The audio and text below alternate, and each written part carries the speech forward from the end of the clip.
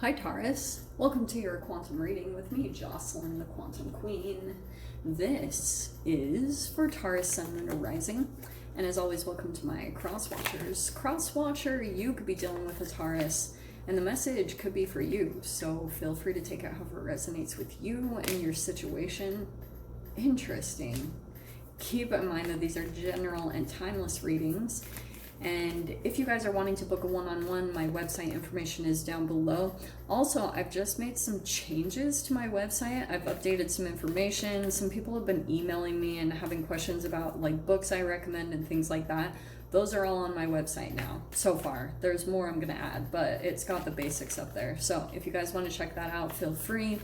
And as always, thank you guys so much for liking, subscribing, oh yeah, and thank you for all your love and support that you've shown on the channel. I appreciate it so much. All right,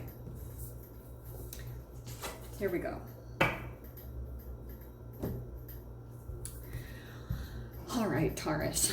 Okay, there's a little bit, yeah, this is why I do feel like this is significant. There could be a little bit of a riddle coming up. Maybe it's dealing with another person, or it could be in general. Like you could be kind of like, this is about the castle. It could be something that you're building, or it could be connected to, okay, this is totally a Taurus card because Taurus is ruled by Venus, and that's of like love, beauty. Taurus is a very feminine sign, and they tend to like to be surrounded by beauty, whatever form that comes in. People, beautiful people, or beautiful surroundings, like a beautiful home, very creative. That's what I feel like it's something connected to. Okay, interesting. I'm gonna try to see how those all connect. But we have the eternal child. This is why I was like, oh shiz, this is going to be really freaking significant. Because, yeah, on one side of this, Taurus, you could be dealing with maybe someone outside of yourself. But here's the dealio. I feel like this is also something going on with you.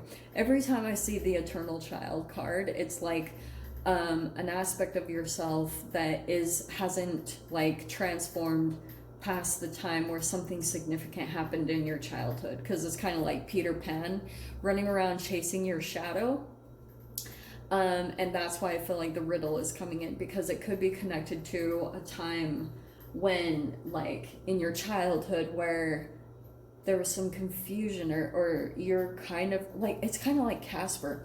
Have you guys ever watched Casper the Friendly Ghost? And like I watched it recently and I was like, shiz, this movie is deeper than I realized, because I was realizing that, God, I never caught this before. I just thought it was such a fun movie, but I was like, wow, Kat is like, she's actually talking to the ghost of herself, like kind of the unfinished business of her mother passing away. And there's something there about this, but you guys know how I am. Sorry to get so deep, but that's what I get, you know, I can't help it. So here's the dealio, because we've got the dead end, and no wonder this is popping out, because it's kind of like, this is a riddle. It's kind of like you might have caught a glimpse into this pattern that's playing out, and you're like, you can see it. All right, you see it, you're in this loop, and a lot of the times the awareness is the most profound part, because I feel like that's going to be the shift out. For some of you guys, you could be dealing with an eternal child, but sometimes it's a bleed through. Like whatever feelings or emotions you're feeling about a particular person that you're dealing with is the majority of the time, like you're shadow boxing with a version of yourself. You're like communicating with an aspect of yourself that hasn't quite transformed past wherever the blockage was in your childhood. Okay, so let's dive in here. We're not messing around in yours, Taurus, are we?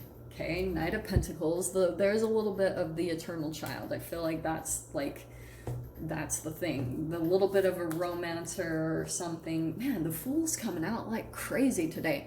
So we have the Magician, okay, and the Fool card. That's the chapter shift, okay? That's the energy shifting when you come out of this little bit of a dead end, which actually is alive with opportunities, but you're gonna shift into this brand new cycle. All right, dude.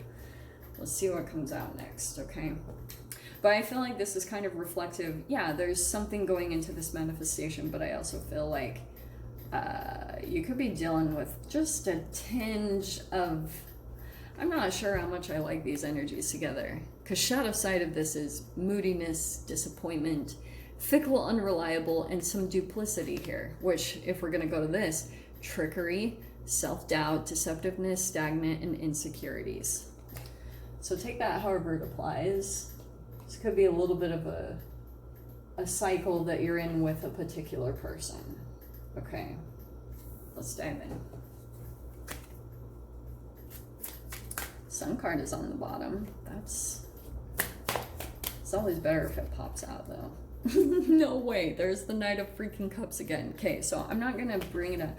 And there's your card, Taurus. So we're dead on. I'm just gonna start pulling from there, but we already have the Knight of Cups. So I think what's happening, yeah, this is about traditions, blah, blah, blah, blah, blah. And I feel as though Knight of Swords, communication that's coming in. Interesting. Okay, let's keep pulling. There's the Chariot. Could be dealing with a Cancer in the mix here. Reverie. I love that card. It's one of my faves. Ace of Swords. All right. And 10 of Pentacles. Okay, yeah, that's a beautiful energy to end on. All right. Well, surrounding energies over here with the Hierophant and the 10 of Pentacles strongly feels of family stuff. All right. Here's what's going on. Okay, I feel as though there's a little bit of some harsh communication coming in, because I feel as though there's an energy in here that is a bit trickery or deceptive or deflects. I was getting that strongly in Gemini's reading, I think. There's a deflection of energy or almost a denial. You could also be dealing with someone who's a little bit mentally ill, Taurus. And so if you're dealing with someone who just deflects or they're in denial of maybe like they just push it off, like it's so painful for them to look at, so they just try to deflect it and push it off. It's not very good. I feel like you get into some type of cycle or something with this connection, but here's the interesting thing. Okay, what's really cool is I feel like this is connected to some type of thing that you're doing that's okay. There was something that you were doing in the past, a transformation that you were making, but there were other things that were set up in your reality that weren't like quite there for you to do, like kind of to finish out a manifestation completely. Does that make sense? Like you didn't have enough resources, or you didn't have some form of stability that would provide for you to finish something out, okay?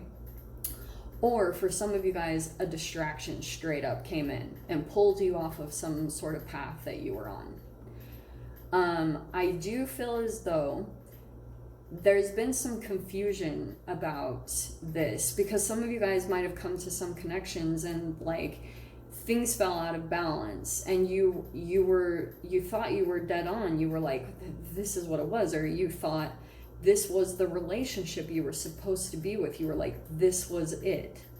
And it didn't play out that way. And then you started to question every single thing about what you've been doing. What's interesting though, is I feel like the connection was duplicitous, okay? It wasn't what it seemed. But what you were doing was dead on, Taurus. like whatever you were doing was right on track. But someone could have come in and made you, maybe had some fears that you were going to leave them, or, you know, like there was just a lot of projection that started to happen, just subtle, tiny, tiny little things. And because you were dealing with someone that, like, it's kind of like a Peter Pan, dealing with freaking the mermaids, and had freaking, what's her name? Wendy, you know, like, oh God, I could get into the psychology of that for freaking ever, but I'm not going to. What happened was something might have come in that kind of threw you off balance from what you were working on before. Okay, and you were on track, but maybe you started to get serious. Like maybe you're in the version of Hook where you're either on two sides of the spectrum. Like maybe you're in Hook where you got so caught up in the world of manifestation and you kind of lost that part of yourself, but it just got put to the side. There wasn't a transformation that actually came in and took place to, like, that shadow energy inside of you. God, is this making any sense? But I feel like what's going to come in here, possibly travel. I wouldn't be surprised for some of you guys if this is like the Chariot and the Reverie could be kind of like travel to a place. I know travel is a really sensitive topic right now, but I'm freaking doing it, so everyone chill out. So Chariot and the Reverie card, it feels like some travel outside of your norm and will bring a shift in consciousness, and it might be the thing that kind of pulls you out of a mundane a little bit, just venturing off into something completely different, Taurus. Might be the shift that you're needing, because the full card's going to be a brand new chapter that you dive into. So let me grab the doors here and we'll dive into the extended. Let's see what comes out about this. Patience. Oh, don't you love that door? Everything soon will come to light, and then you will see things will be all right. Yeah, so if you guys are feeling a little bit like, holy shiz, you can't solve a riddle, just, it's totally gonna make sense, okay? I feel like that's coming in slowly. Clarity, answers, where you're like, oh my gosh, what you were doing, you were totally on track before, and you were right on. It's just that now, when you move into this, what's going to help you be really stable when you shift into this new chapter is this undying, unwavering faith in yourself, that you're never going to question your intuition ever again, and the track that you knew that you were on. I don't know who this message is for, but I'll dive into the extended. We'll see whatever else wants to come out. So Taurus, if you guys want to join me over there, feel free. Go down below, click on the Vimeo link, and I'll see you over there. But if this is where we leave things, I'm sending you guys so much love, wishing you all the very best, and I'll see you in your next reading. Take care.